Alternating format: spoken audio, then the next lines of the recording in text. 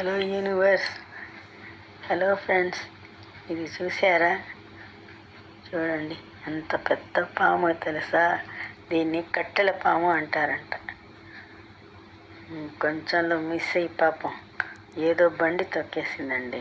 నలిగి చూడండి ఎట్ట నలిగిపోయిందా. ఎంతైనా పాపం అనిపిస్తుంది కదండి చూస్తే, కానీ వదలలేం కదండి. వదిలేస్తే అది మన ప్రాణానికే ప్రమాదం అవుతుంది కదా.